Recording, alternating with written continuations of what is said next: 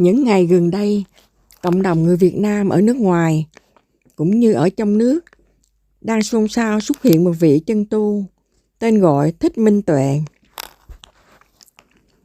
Trên TikTok rồi một lần dạ. Không có duyên đi gặp giờ hành trình sư sẽ đi tới đâu con đi nhiều lúc đi trong nước đi ra rồi lại đi vào rồi lại nói chung còn sống thì còn đi chết rồi thôi, còn sống là còn đi dạ chứ còn đi như thế này đến khi mà không đi nổi già thôi, nhưng mà một năm mùa mưa thì tránh mưa cái đã, rồi mùa nắng thuận tiện nên lại đi. Dạ sư đi vậy là đi từ Bắc vào Nam luôn hả? Dạ con đi nói chung hữu duyên chỗ nào thì con đi, chứ con cũng không nói là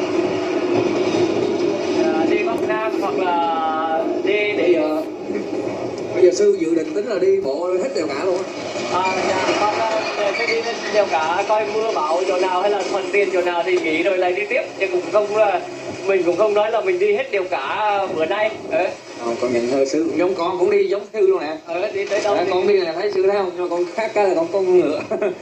Có cái này thì hắn con đi từ Quảng Ngãi về tới đây đó. Dạ đi từ Quảng Ngãi là phải đi từ hôm qua chứ hay không? Đi vừa đi vừa ngủ vậy đúng rồi, đi nếu mà mình tập cái lối sống mà mình sống không nhà không gia đình, mình tới đâu thì sống ngoài bờ ngoài bụi ngoài rừng, gọi là sống lang thang cơ nhỡ đó, tập cái hạnh đó. Trước sư tu ở chùa nào? Trước con cũng ở chùa, nhưng mà khi con bỏ chùa rồi họ không muốn nói, đừng có khi ra đi hành khất rồi đừng có nói chùa họ nữa. Tại vì mình bỏ chùa rồi mình đi ra rồi tốt đẹp thì mình được, mà xấu xa thì mình cũng mang lấy, mà mình bỏ nhà mình rồi đấy.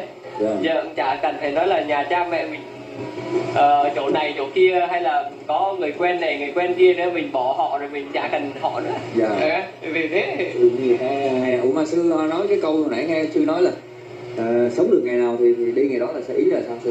Thì tại vì cái đời sống này nó vô thường, lỡ ngày mai tai nạn chết hay rắn cắn chết hay là cái gì rồi mình đâu có biết được mình, hay là bệnh tật chết mình đâu có dám nói là mình đi tới đó, lỡ mình đi lên kia cái chết cái mình đâu được, nhưng mà sống thì tiếp tục. Còn thở thì vẫn còn không từ bỏ. Nhưng mà chết rồi thì thôi không đi nữa, mình vẫn vui vẻ. Tại vì mình đâu có biết được cái tuổi thọ của mình đang sống đây chết mai, mình đâu có dám chắc là mình sống được để đi tới Sài Gòn chẳng hạn. Hay là mình sống để mình đi tới Hà Nội, nhưng mà vẫn còn được ngày nào thì vẫn đi. Vậy sư năm nay nhiêu tuổi rồi? Dạ con năm nay 42. Dạ. Bình thường là sư ăn chay không? Dạ con ăn chay. Chay. Ví dụ có gì dùng đó ha? Đâu có, bên cá là chay mặn. Nhưng mà mình ai muốn ăn chay thì ăn chay, ai muốn ăn mặn thì ăn mặn, chứ cái đấy mình không có dám nói cái việc của họ đúng sai. Tại vì mình ăn cái gì được thì tốt đẹp cho mình chứ. Dạ. Sư có xài số điện thoại không? Không, con không có dùng điện thoại lâu rồi, con vứt điện thoại lâu rồi, con dùng điện thoại nói chung là nó buộc lại đó, tại vì bị người này gọi người kia gọi. Nhưng mà không dùng thì chả ai gọi được mình nữa, mình đi đâu mình đi. Thế là sư sẽ hành trình bây giờ chưa biết đi đâu về đâu? Dạ chưa biết, cứ đi thôi. cứ đi thẳng về phía trước. Đi thẳng rồi lại nếu mà ở trong kia đi ra thì lại đi thẳng. Cứ đi lại nha, đọc lại nha. Bộ đồ rất là tiền bí nha. Cái này là bộ đồ này nói con là cái bác nói chung đi xin ăn cái này nói chung hèn hạ. Sư đừng nói hèn hạ. Tại vì trong kinh Đức Thế Tôn cũng nói thế mà, ngài nói là đây là nghề hèn hạ nhất, thấp kém nhất, đáng được nguyền rủa nhất. Ông với cái bát trên tay chạy chỗ này chạy chỗ kia để đi xin ăn. Mình không phải là không kiếm được mà ăn, mình cũng không phải là không có trí tuệ để làm mà ăn, nhưng mà mình về theo cái lời Phật dạy, cái mục đích lý tưởng Phật dạy để có cái trí huệ để giải thoát thôi. Chứ cũng vẫn biết là nó là nghề hèn hạ, nhưng mà mình vẫn chấp nhận, mình vẫn học tập, mình không có sợ xấu hổ hay là cái gì cả, mình vẫn can đảm mình ôm bát mình đi khất thực được, kể cả họ đánh đập, họ chửi mắng. Mình vẫn đi, mình vẫn kiên trì thì mình chắc mình chạy thoát được. Dạ. Chạy thoát khổ là tốt rồi. Ví dụ bình thường niệm Phật những câu gì sư? Mình niệm Phật giải thoát nhẹ lòng á. Mình niệm Phật thì mình sống đời sống bát chánh đạo Phật dạy là niệm Phật rồi. Sống những cái không có sát sanh, không có trộm cắp, mình sống không có lừa đảo, mình nói chung sống đầy đủ giới luật như Đức Phật là mình hành động nhớ theo Ngài, mình làm theo Ngài như thế. Yeah. Nói chung Ngài như thế nào thì mình tập sống cái đời sống của các Ngài với các bậc thánh thời Đức Phật như thế. Yeah. Là mình niệm các Ngài rồi. Nhưng mà khi nào mà mình muốn niệm hồng danh Ngài thì mình Nam Mô Bổn Sư Sakya Muni Phật. Yeah. Thì mình kêu tên Ngài, mình khi nào mình niệm như thế, nhưng mà mình cơ bản là mình sống đời sống cho đúng giới luật. Yeah. Thực hành cho đầy đủ, cố gắng thì như sư vậy, sư có đọc kinh những cái kinh rồi kia? Dạ có, con có phải nghe kinh Nikaya với kinh A Hàm. Dạ. Sư đọc nhiều hết không? Con thì chưa thuộc hết, nhưng mà những cái cốt lõi với lại những cái cần hành trì với lại con vẫn còn nghe bộ kinh đó. Khi nào rảnh rồi thì con lại nghe. Rồi kinh chú Đại Bi rồi. Cái chú đấy học làm gì đâu, con không có học chú Đại Bi. Con đọc qua rồi thôi, nhưng mà cái đấy tại vì không phải là pháp hành. Với lại rất nhiều người rất là hay đọc cái chú đó hiểu. Nhưng mà chú Đại Vi chẳng hạn như họ đọc cái thần chú đó lên để với mục đích làm gì cơ? Yeah. Tại vì nếu mà để trừ tà hay là trừ ma trừ quỷ gì đó, hay là cái thần chú đó để cái gì đó để cho mình yên ổn. Yeah. Đúng không? Để cho mình được an ổn. Chẳng hạn như giờ con thấy một con quỷ ở đó tới đọc thần chú để hại nó. Yeah. Để mình được an ổn thì mình độc ác đâu có cần thần chú đấy đâu. Mình từ bi mình hại họ, mình thấy cái họ đánh đập họ, đuổi họ đi để mình được chỗ ở. Yeah. Hay là mình được an ổn thì thôi, chứ cái đấy học làm gì đâu. Yeah. Cái điều không điều ác. Sư nhận sư nói chuyện hay quá. Dạ đúng rồi, anh có công nhận đúng đó. Dạ, đúng. Cái đấy là con. Tại vì có nhiều cái lời kinh á, mình đọc mình phải hiểu nó là cái gì. Đúng rồi. Mình đọc mà mình không hiểu cái gì thì mình đọc vô nghĩa đúng không sư? Dạ. Nhưng còn mà mình đọc thì cũng giống như một cái bài hát vậy thôi. Yeah. Hay là cái gì nhưng mà nó chỉ có thuộc ở trong đầu mình, nhưng mà nó không giúp ích gì cho mình. Nhưng mà trừ khi mình đem ra thực hành. Đúng không? Mình đem ra mình thực hành, mình áp dụng cái đời sống hiện tại của mình. Cái đời sống hiện tại của mình, chẳng hạn như là mình sống với cái tâm từ bi. Kể cả giờ con quỷ nó chạy tới, con quỷ hay là con ma nào đó, hay là kẻ thù nào tới nó cầm kiếm, hay là nó đốt, hay là nó đánh đập mình, nhưng mà mình biết câu thần chú đó mình cũng không đọc để hại chúng, thà để cho họ giết mình đi, chứ mình hại họ để mình sống thì cũng đâu có từ bi nữa. Mình tự mình hại mình luôn. Thì cho họ mà muốn giết á, ông mạng đây ông lấy, nhưng mà mình nếu mà mình có cái thần chú để hại họ mình cũng không đọc. Yeah. Mình cũng không sử dụng cái đấy, hay là mình có cái kiếm sắc bén trong tay để mình chém chết họ mình cũng không làm. Để cho họ sao không đi làm mà ăn, ông đấm cho cái xịt vô mồm đi. Có luôn hả? Ông đấm cho xịt vô mồm thì ta cũng vui vẻ, mình mong cho họ sống hạnh phúc rồi mình đi thôi. Ông nào đấm sư luôn hả? Họ có người chửi mắng ấy, nhưng mà mình gọi nó là đây là nhân quả, cái nghiệp như thế này thì mình cũng vui vẻ. Nhưng mà cho dù họ đó là mới đấm đó, họ lấy gậy hay là họ lấy dao thì cũng mà mình có làm gì người ta? Cái nhân quả của họ như thế, tự nhiên cái nhân duyên đó họ ở đâu? Họ Quảng Nam vậy, ở trên đường như thế thôi, chứ mình cũng đâu có biết là ai lại ai đâu. Trong cái cũng chẳng qua là cái chứng ngại, cái thử thách của mình. Ăn trộm cắp gì qua đâu mà tự nhiên người ta đánh mình. Thì mình cũng đâu có trộm cắp, cũng đâu có xin xìa họ đâu, cũng đâu gì mình thì mình lãnh, mình xin, mình nhận cái thực mình ăn để mình tu tập thôi, chứ mình nghĩ xấu về mình, họ đánh mình, mai mốt người khác đánh lại họ. Cái nhân quả thì cái đấy thì họ rõ ràng thì họ nhân quả rồi, nhưng mà mình vẫn mong cho họ là không mang cái nhân quả đó, mong cho họ gặp cái điều tốt lành. Đánh mình nhưng mà mình vẫn mong cho họ tốt lành. Dạ, được hạnh phúc vui vẻ.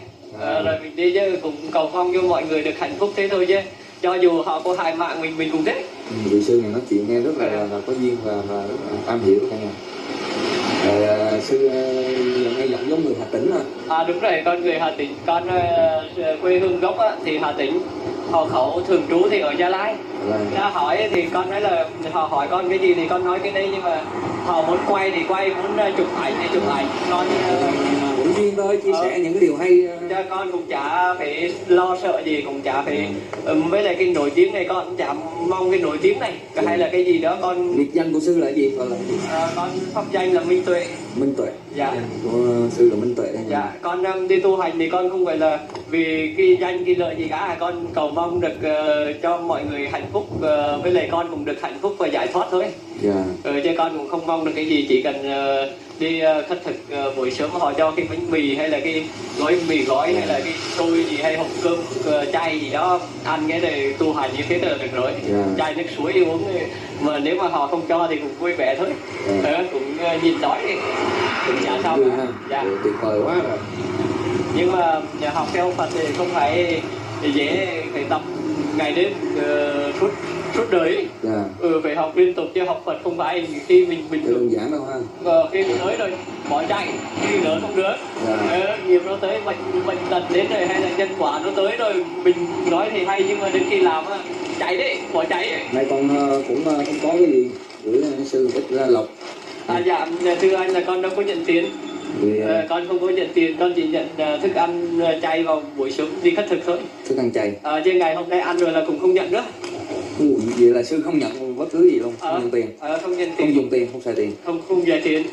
Con đi thì nói rồi chỉ cần một bữa ăn chay để lấy nuôi thân tu hành.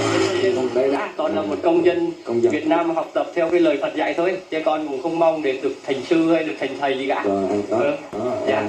Thì nói chung là sư phụ của nó sư nói vậy những lời nói thật tâm đó. Dạ. Là công dân để học tập, để học tập thành gọi là tránh qua để vượt qua cái thử thách, cái chướng ngại này. Ở đây coi xem mình có chịu nổi hay không. Rồi mà mình không dùng tiền luôn, mà rồi mình chỉ ấy thôi. Dạ. Vậy sao sống được? Có khi thì họ cho bánh mì hay là họ cho xôi, nhưng mà con thấy họ cho bữa nào cũng no đủ cả. Cũng có nước thoải mái, nhưng mà họ đã cho rồi thì đâu cần tiền đó. Nhưng mà cái chuyện tiền bạc này thì nói ra thì đụng đến nhiều, tại vì có nhiều người người ta đi khất thực là có khả năng là người ta có thể nhận tiền, có khả năng là người ta không nhận tiền, tùy theo từng vị sư. Vì đó muốn nhận cái gì thì họ nhận cái đấy, nhưng mà riêng đối với con là con không nhận tiền, còn họ thì mặc kệ. Nhưng mà con cũng không biết nói là nhận tiền đúng là sai. Ai muốn nhận gì thì nhận, ai muốn làm gì cũng thế. Hay là hôm nay Tuấn gặp một điều quá điều phải hay mà thương mấy người kia họ nhận hết. Cái gì họ cũng nhận. Tại sao sư không nhận? Con chỉ nhận vừa đủ như thế thôi, chứ nhận tiền rất nguy hiểm. Được con mang tầm cỡ 20-30 triệu trên người thì chắc cứ phân giết mạng hay còn đâu nữa, nhưng mà con không có cái gì thì chả ai thèm. Chả có tiền bạc gì họ hôi hám nữa, họ cũng tránh. Với lại cái chuyện chay mặn cũng thế, con thì ai ăn chay thì ăn chay, ai ăn mặn thì ăn mặn, con cũng không ấy, nhưng mà riêng con thì con ăn chay. Như thế thôi, chứ con cũng không nói là ăn chay là đúng là sai. Rồi, cảm ơn sư nhiều ha. Dạ, chia sẻ những điều rất là tuyệt vời. Ok, mình giờ không có cái gì để không có hữu duyên như thế là được rồi, cái tấm lòng là được rồi con. Tấm lòng giao lưu vui vẻ ha. Dạ, hạn như đồ chay không phải là khi nào cũng phải nấu như các con chay gọi là đồ chay đâu. Chẳng hạn như đồ chay là cái cơm mà cơm không họ cho ít muối hay là cơm không như thế mình ăn là chay đó. Hay là có cái rau gì đó, chứ không phải là như sư gặp ha. Hữu duyên thì cũng tại vì đi trên đường này cả trăm cả triệu người, nhưng mà đâu có phải ai cũng giống như anh đâu, hay là ai cũng giống như con đâu, có cái nhân viên của nó có duyên.